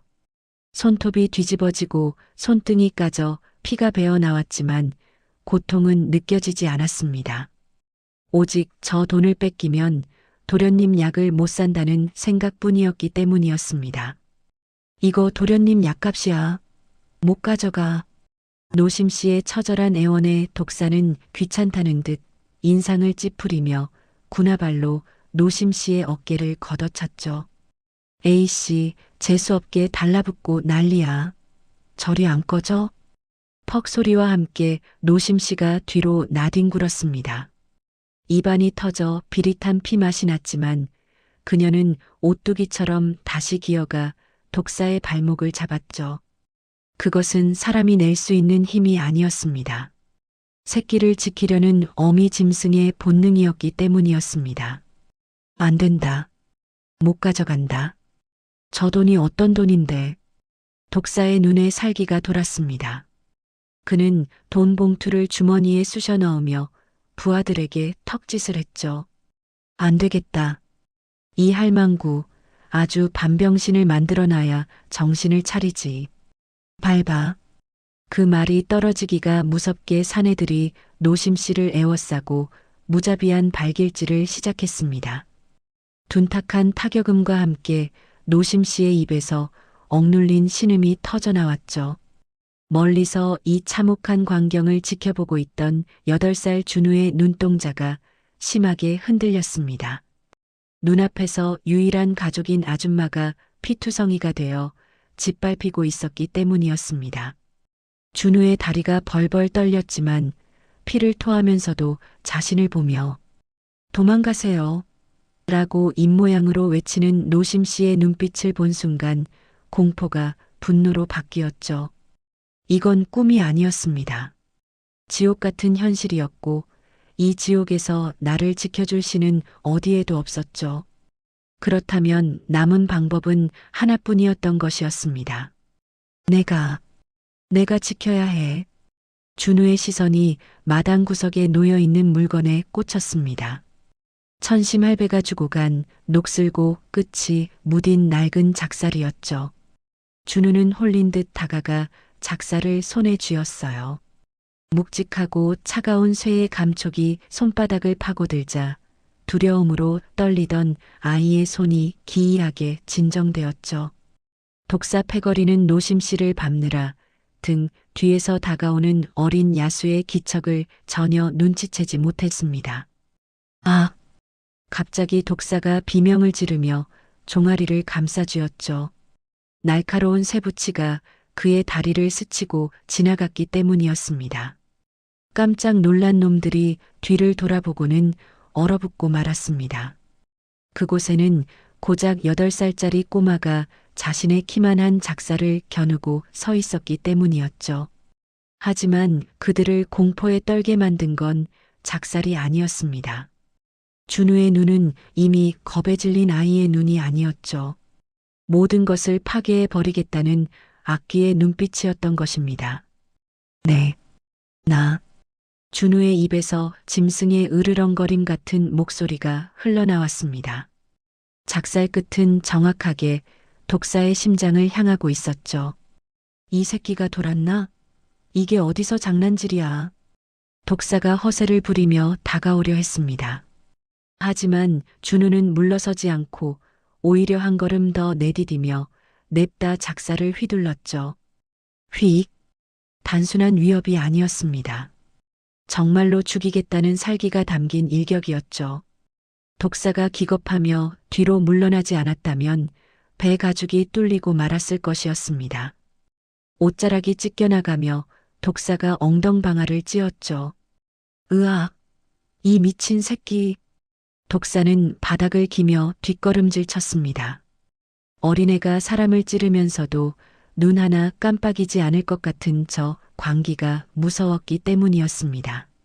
준우는 넘어진 독사를 향해 다시 작사를 치켜들었죠. 우리 아줌마 건드리면 다 죽여버릴 거야. 또박또박 쇳소리 나는 목소리로 준우가 선언했습니다. 그 모습은 흡사 전장의 장수와도 같았죠. 돈 내놓고 꺼져. 독사는 공포에 질려 얼른 주머니에서 돈 봉투를 꺼내 바닥에 던졌습니다. 돈이고 뭐고 이 섬뜩한 꼬마에게서 벗어나고 싶은 마음뿐이었기 때문이었습니다. 야야, 가자. 재수 없는 것들. 독사는 부하들을 재촉해 도망치듯 자리를 떴습니다. 놈들이 사라지자 준우가 쥐고 있던 작살이 쨍그랑 떨어졌죠. 긴장이 풀린 아이의 몸이 사시나무 떨듯 떨리기 시작했습니다. 흐으앙. 아줌마, 아줌마. 준우는 그 자리에 주저앉아 엉엉 울음을 터뜨렸습니다. 방금 전에 악기 같은 모습은 온데간데없고 다시 아이로 돌아와 있었던 것이었습니다. 노심 씨는 아픈 몸을 이끌고 기어가 준우를 품에 꼭 안았죠. 피투성이가 된 얼굴로 아이의 등을 토닥였습니다. 잘했다. 잘했어. 우리 도련님이 아줌마 살렸다. 노심 씨는 알고 있었습니다. 방금 전 준우가 보여준 그 모습은 강 회장님이 보여주었던 제왕의 눈빛이었다는 것을 말이죠. 이 아이는 결코 평범하게 살 운명이 아니었던 것입니다. 다음 날 뜻밖의 손님이 폐가를 찾아왔습니다. 바로 천심 할배였는데 그의 손에는 낡은 검도 죽도와 붓 한 자루가 들려 있었죠. 할배는 마당에서 작사를 손질하고 있는 준우를 보며 툭 한마디를 던졌습니다. 어제 제법이더구나. 깡패놈들 오줌을 지리게 만들었다며? 준우가 고개를 숙이자 할배는 준우의 앞에 죽도를 꽂아 넣었습니다. 작살은 고기 잡을 때나 쓰는 거다. 사람을 잡으려면 기술이 필요해. 그리고 할배는 붓을 들어 노심 씨가 준우와 함께 썼던 모래밭의 글자 위에 굵고 힘 있는 획을 더했습니다. 세상을 잡으려면 머리가 필요하지. 내일부터 내 집으로 와라. 내 너한테 줄 게 좀 있으니까. 그것은 스승과 제자의 연이 맺어지는 순간이었습니다. 은둔 고수 천심 할배가 드디어 준우를 자신의 후계자로 점찍은 것이었죠. 과연 천심 할배는 준우에게 어떤 혹독한 수업을 시키게 될까요? 그리고 세월이 흘러 18살이 된 준우는 어떤 모습으로 성장해 있을까요? 소야도의 거친 바닷바람 속에서 강산도 변한다는 10년의 세월이 흘렀습니다. 폐가였던 흙집은 제법 번듯한 돌담집으로 변해 있었죠. 그리고 그 집 마당에는 매일 새벽 닭이 울기도 전에 서슬퍼런 기합 소리가 울려 퍼지고 있었습니다. 흡, 합. 안개가 자욱한 새벽 마당, 상의를 탈의한 채 목검을 휘두르는 한 청년이 있었죠. 키 185cm가 넘는 거구에 구릿빛 피부 위로 실전 근육이 단단하게 잡힌 사내. 바로 18살이 된 강준우였습니다. 그의 몸에서 10년 전 갯벌에 빠져 울던 유약한 꼬마의 흔적은 찾아볼 수 없었습니다. 등판에는 수천 번의 낙법으로 다져진 굳은 살이 박혀 있었고 손바닥은 목검 자루를 쥐느라 곰 발바닥처럼 두껍고 투박해져 있었죠. 하지만 가장 많이 변한 것은 바로 눈빛이었습니다. 어릴 적 알았던 틱 장애는 천심 할배의 혹독한 호흡 수련으로 완벽하게 고쳐졌고 이제 그 눈에는 흔들림 없는 고요한 심연이 자리 잡고 있었기 때문이었습니다. 준우의 수련은 그야말로 지옥 그 자체였죠. 천심 할배는 대한민국 특수부대 교관 출신이자 뒷골목의 전설적인 해결사였던 자신의 모든 살인 기술과 생존 본능을 준우에게 전수했습니다. 칼은 손으로 잡는 게 아니다. 배짱으로 잡는 거다. 내가 죽기를 각오하면 상대가 죽고 내가 살려고 하면 내가 죽는다. 할배의 가르침은 잔혹했습니다. 한겨울 얼음물 입수와 눈을 가리고 돌을 피하는 훈련으로 온몸이 멍투성이가 되고 뼈가 부러지는 날이 부지기수였죠. 그때마다 준우를 다시 일으켜 세운 건 부엌에서 묵묵히 밥을 짓는 노심 씨의 구분 등 때문이었습니다. 노심 씨는 늙어 백발이 성성한 노인이 되었죠. 지팡이 없이는 걷기도 힘들었지만 그녀는 하루도 쉬지 않고 갯벌에 나갔습니다. 준우에게 고기 한 점이라도 더 먹이기 위해, 책 한 권이라도 더 사주기 위해 뼈가 으스러지도록 일했기 때문이었습니다. 준우는 그런 노심 씨의 갈라진 손등을 볼 때마다 이를 악물었습니다. 자신이 게으름을 피우는 건 어머니 같은 아줌마의 피땀을 배신하는 것이라 생각했으니까요. 그래서 준우는 낮에는 무술을 연마하고 밤에는 할배가 구해다 준 경영학 서적과 병법서를 읽으며 머리를 채웠습니다. 그는 문무를 겸비한 완전체가 되어가고 있었던 것이었죠. 어느 날 오후 천심 할배가 마당에 앉아 곰방대를 물고 준우를 불렀습니다. 그의 앞에는 길이가 다른 두 개의 징검이 놓여 있었죠. 준우야, 이제 하산할 때가 된 것 같구나. 준우가 목검을 내려놓고 정중하게 무릎을 꿇었습니다. 아직 부족합니다. 스승님의 발끝에도 미치지 못합니다. 내 실력은 이미 나를 넘어섰어. 덤벼라. 오늘이 마지막 수업이다.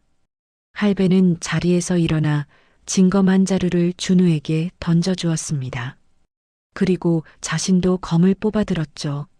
10년 만에 처음으로 갖는 징검 승부였습니다. 팽팽한 긴장감이 마당을 휘감았고 정적 속에서 할배의 검이 먼저 번개처럼 파고들었습니다. 챙! 날카로운 쇠붙이가 부딪히는 소리와 함께 불꽃이 튀었죠. 준우는 당황하지 않고 할배의 검을 흘려내며 반격에 나섰습니다. 그의 검은 빠르고 묵직했어요. 10년 전 독사에게 작사를 휘두르던 그 야수성에 정교한 기술과 냉철한 판단력이 더해진 완벽한 검술이었습니다. 수십 합을 주고받은 끝에 준우의 칼끝이 할배의 목 울대 앞에 정확히 멈춰 섰습니다. 할배의 각근이 스르르 잘려 바닥으로 떨어졌죠. 할배는 껄껄 웃으며 검을 거두었습니다. 훌륭하다. 아주 훌륭해. 이제 늑대 새끼가 아니라 진짜 호랑이가 되었구나. 그날 저녁 세 사람은 조촐한 송별 잔치를 열었습니다. 노심 씨는 아껴두었던 시간장으로 끓인 미역국을 상에 올렸죠. 그녀는 훌쩍 자란 준우의 얼굴을 어루만지며 눈시울을 붉혔습니다. 우리 도련님, 정말 장하십니다. 회장님이 살아계셨으면 얼마나 기뻐하셨을까. 준우는 노심 씨의 거친 손을 자신의 볼에 비비며 다정하게 말했습니다. 아줌마, 그동안 고생 많으셨어요. 이제 제가 호강시켜 드릴게요. 서울 가서 우리 집 다시 찾고 아줌마 무릎도 고쳐 드릴게요. 아이고, 나는 괜찮다. 나는 여기서 죽어도 여한이 없다. 하지만 준우는 고개를 저었습니다. 그는 품속에서 낡고 다른 사진 한 장을 꺼냈죠. 10년 전 쫓겨나던 날 밤 노심 씨가 챙겨온 부모님의 결혼 사진이었습니다. 준우의 눈빛이 차갑게 가라앉았어요. 반드시 돌아갈 겁니다. 가서 되찾을 겁니다. 제 이름, 제 집, 그리고 아버지가 남기신 모든 것을요. 그 시각 서울 대성그룹 회장실. 창밖의 야경을 내려다보는 강진태 회장의 표정은 좋지 않았습니다. 10년 전 독사가 실패하고 돌아왔을 때 그는 길길이 날뛰었지만 섬에 숨어 사는 것들이 뭘 할 수 있겠냐며 애써 무시해 왔었죠. 하지만 최근 소야도에서 귀신이라 불리는 청년이 깡패들을 쓸어버리고 있다는 섬뜩한 소문이 들려왔기 때문이었습니다. 강진태는 비서실장을 호출했습니다. 10년 전 준우를 처리하라고 지시했던 바로 그자였죠. 비서실장, 소야도 쪽에 사람 좀 보내봐. 쥐새끼들이 아직 살아있는지 확인해. 회장님, 설마 10년이 지났는데. 확인해. 내 눈으로 시체를 보기 전까진 아무것도 믿을 수 없어. 만약 살아있다면 이번엔 실수하지 말고 확실하게 처리해. 강진태의 눈에 다시 한번 살기가 돌았습니다. 하지만 그는 모르고 있었죠. 자신이 얕잡아 보았던 그 쥐새끼가 이제는 자신의 숨통을 끊어놓을 거대한 맹수가 되어 서울로 향하고 있다는 사실을 말입니다. 다음 날 아침 준우와 노심 씨는 짐을 꾸려 선착장에 섰습니다. 하지만 천심할배는 끝내 배웅을 나오지 않았죠.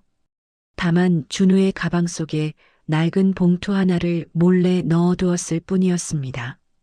그 봉투 안에는 할배가 평생 모은 전 재산이 든 통장과 서울 뒷골목의 지도가 들어 있었죠. 배가 출발하자 준우는 멀어지는 소야도를 향해 깊게 허리 숙여 인사했습니다. 지옥 같았지만 자신을 다시 태어나게 해준 제2의 고향이었으니까요. 그리고 그는 서울 쪽 하늘을 노려보았습니다. 기다려라, 강진태. 내가 간다. 배는 거친 파도를 가르며 육지로 향했습니다. 10년 전 쫓겨나던 밤의 초라한 행색은 온데간데 없었죠. 이제 그들이 가는 길은 단순한 귀향이 아니었습니다. 빼앗긴 왕자를 되찾기 위한 전쟁의 서막이자 대한민국을 뒤흔들 거대한 복수국의 시작이었던 것입니다. 과연 18세가 된 강준우는 서울이라는 정글에서 어떻게 살아남아 복수를 실현할까요?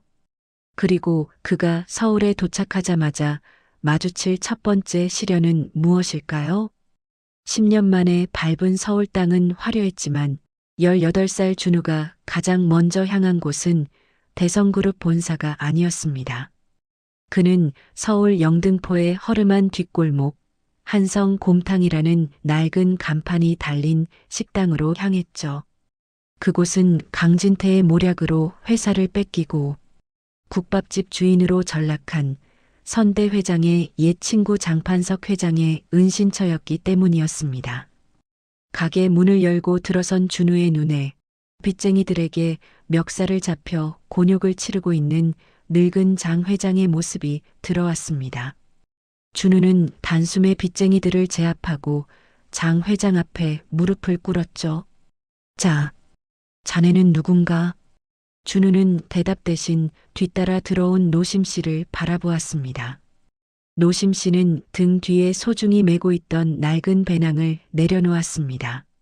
12년 전 소야도 갯벌을 건널 때부터 한시도 떼어놓지 않았던 그 배낭이었죠. 그 안에서 거칠고 투박한 항아리 하나가 나왔습니다.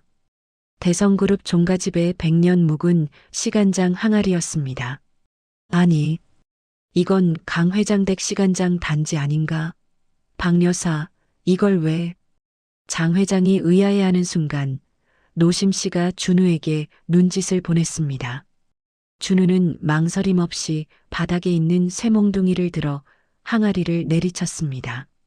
와장창, 날카로운 파열음과 함께 항아리가 산산조각 났습니다.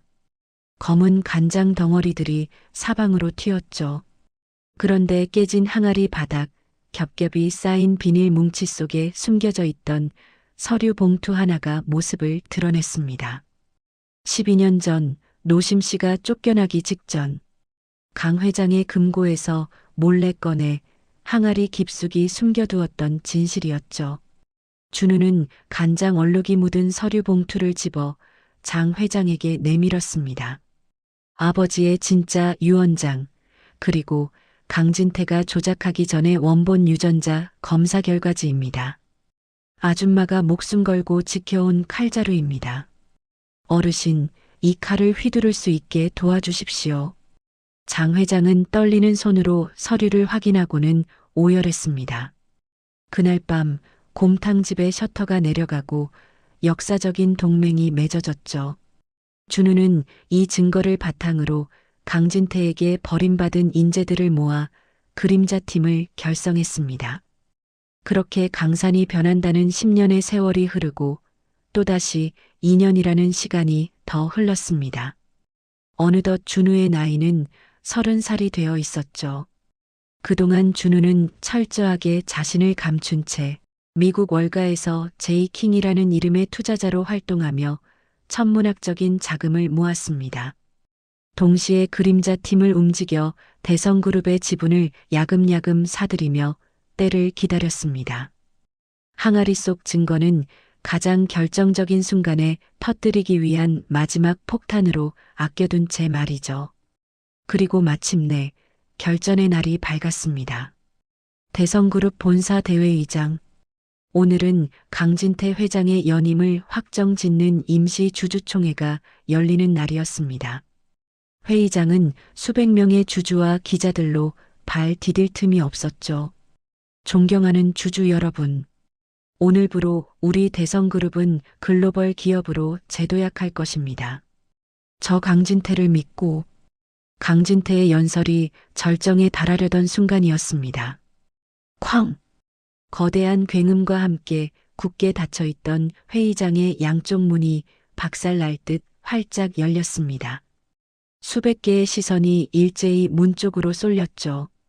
누구야? 감히 여기가 어디라고. 강진태가 고함을 쳤지만 문 안으로 걸어 들어오는 사람을 본 순간 입이 떡 벌어지고 말았습니다. 이탈리아 장인이 만든 최고급 네이비 슈트, 좌중을 압도하는 서늘한 눈빛. 30년 전 선대 강일석 회장을 쏙 빼닮은 30살의 강준우가 그곳에 서 있었기 때문이었습니다. 늦어서 죄송합니다. 이 회사의 진짜 주인이 오느라 시간이 좀 걸렸군요. 준우의 목소리가 장내를 압도했습니다. 강진태는 사시나무 떨듯 떨기 시작했죠. 너, 설마. 오랜만입니다, 숙부님. 12년 전 쉰 밥을 던져주며 다시는 돌아오지 말라고 하셨죠? 하지만 저는 돌아왔습니다. 준우는 단상 위로 성큼성큼 걸어 올라갔습니다. 강진태의 경호실장이 된 독사가 몽둥이를 들고 달려들었지만 준우의 주먹 한 방에 명치를 맞고 거품을 물며 쓰러졌습니다.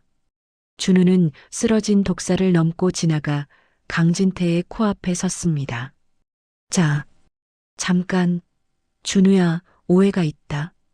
이건 다 널 위해서. 강진태가 뒷걸음질 치며 비굴하게 목숨을 구걸했습니다. 준우는 품속에서 간장 얼룩이 희미하게 남아있는 낡은 서류 봉투를 꺼내 강진태의 얼굴에 패대기 쳤습니다. 오해?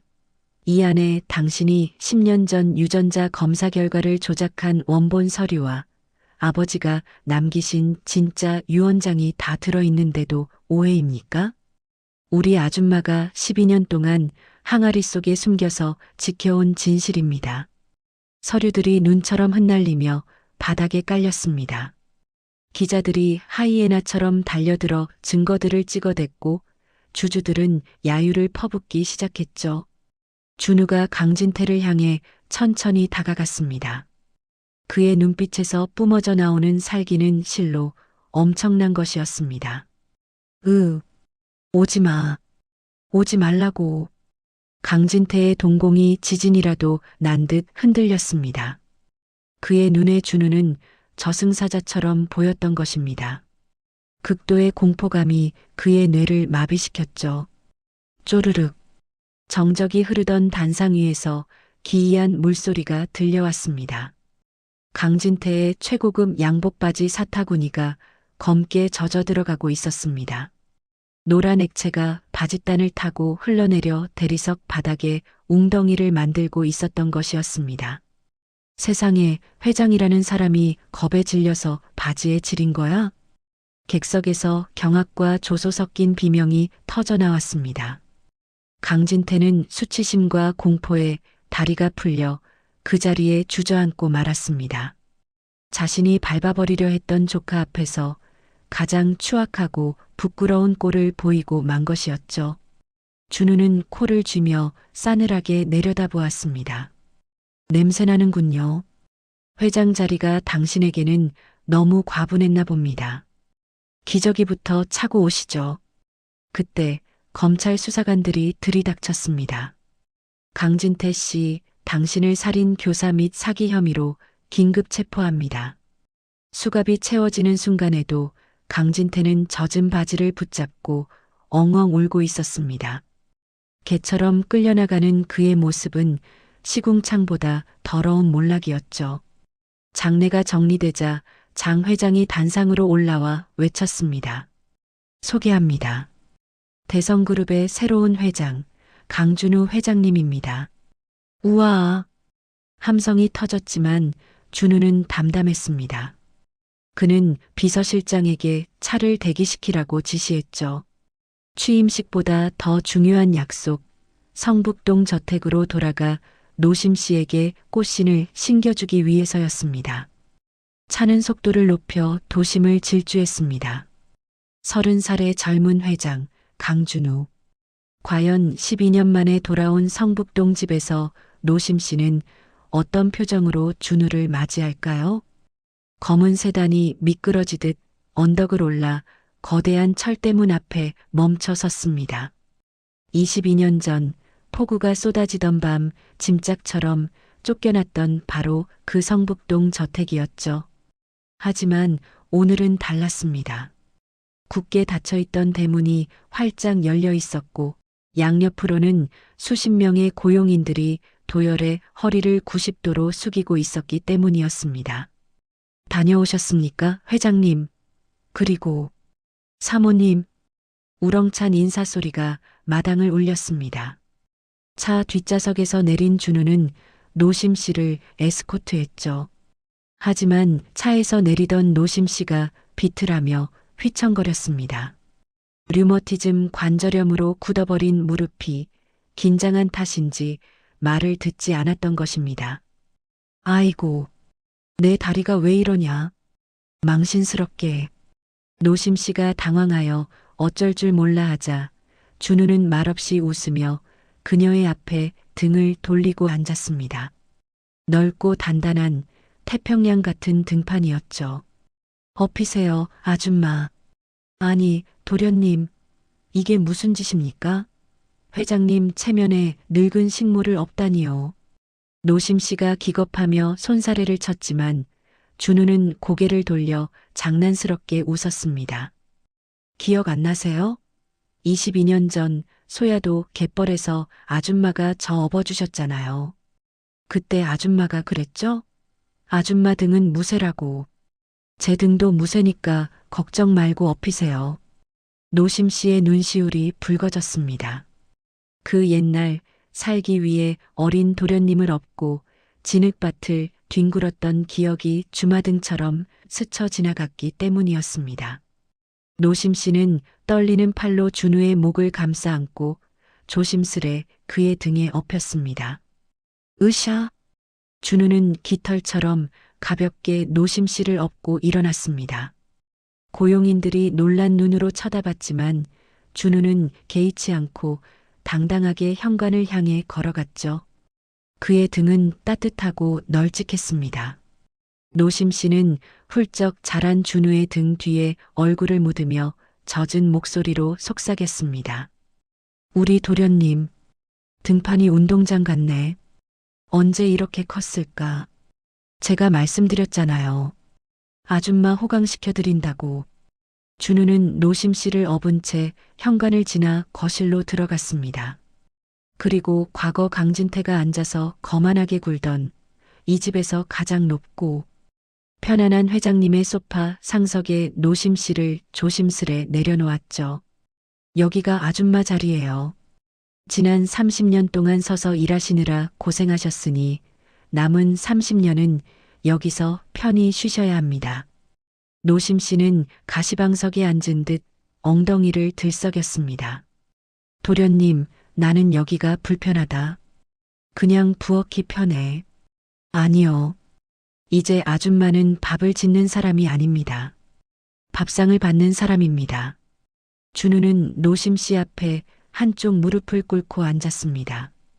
그리고 품속에서 작고 예쁜 자개함 하나를 꺼내 무릎 위에 올려놓았죠. 열어보세요. 22년 전에 제가 한 약속 기억나세요? 노심 씨는 떨리는 손으로 함을 열었습니다. 순간 그녀의 눈이 휘둥그레졌죠.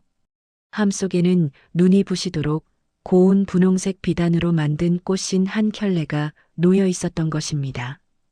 그것은 갯벌을 건널 때 맨발로 피를 흘리던 노심 씨를 보며 8살 준우가 맹세했던 바로 그 선물이었죠. 도련님, 그때 제가 그랬죠? 나중에 돈 많이 벌어서 세상에서 제일 예쁜 신발 사드리겠다고. 너무 늦어서 죄송해요. 준우는 상자에서 꽃신을 꺼냈습니다.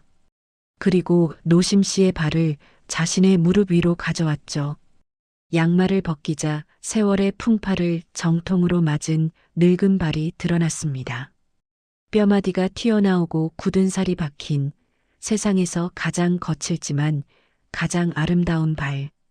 준우는 그 발에 입을 맞추고 떨리는 손으로 꽃신을 신겨주었습니다. 기적처럼 신발은 맞춘 듯이 딱 들어맞았습니다. 노심 씨의 입에서 탄성이 터져 나왔죠. 평생 고무신만 신어왔던 그녀의 발이 난생 처음 비단구두 속에 포근하게 감싸인 것입니다. 이제 이 신발 신고 꽃길만 걸으세요. 절대로 다시는 험한 길 걷게 하지 않을게요. 노심 씨는 참았던 눈물을 터뜨렸습니다. 주름진 볼을 타고 흐르는 눈물이 비단 꽃신 위로 떨어졌죠. 그녀는 준우의 얼굴을 두 손으로 감싸 주었습니다. 고맙다. 고맙다, 준우야. 내 평생 소원을 다 이뤘다. 이제 죽어도 여한이 없어. 그런 말씀 마세요. 이제 시작인데. 저랑 오래오래 사셔야죠. 맛있는 것도 먹고 여행도 다니고 제가 효도할 시간은 주셔야죠. 준우가 노심 씨의 품에 얼굴을 묻었습니다. 30살의 건장한 회장님은 사라지고 다시 8살의 어리광쟁이로 돌아가 있었죠. 노심 씨는 준우의 등을 토닥였습니다. 22년 전 추운 폐가에서 준우를 안고 추위를 막아주던 그날처럼 따뜻하고 넓은 품으로 말입니다. 창밖으로 붉은 노을이 지고 있었습니다. 거실 가득 채운 황금빛 햇살 아래 비단 꽃신을 신은 어머니와 그녀의 발치에 기댄 아들의 모습은 세상 그 어떤 명화보다 아름다웠죠. 그렇게 대성그룹에 잃어버린 황태자는 왕자를 되찾았습니다. 하지만 그가 진짜 되찾고 싶었던 것은 차가운 회장실의 의자가 아니라 바로 이 부엌 냄새나는 따뜻한 품, 가족이 아니었을까요? 긴 겨울이 지나고 마침내 봄이 왔습니다. 이제 그들의 앞길에는 향기로운 꽃바람만이 불어올 것입니다. 어떠셨나요? 오늘 이야기. 피 한 방울 섞이지 않았지만 그 어떤 핏줄보다 진한 사랑으로 서로를 지켜낸 두 사람의 이야기가 여러분의 가슴에도 따뜻한 꽃신 한 켤레로 남기를 바랍니다.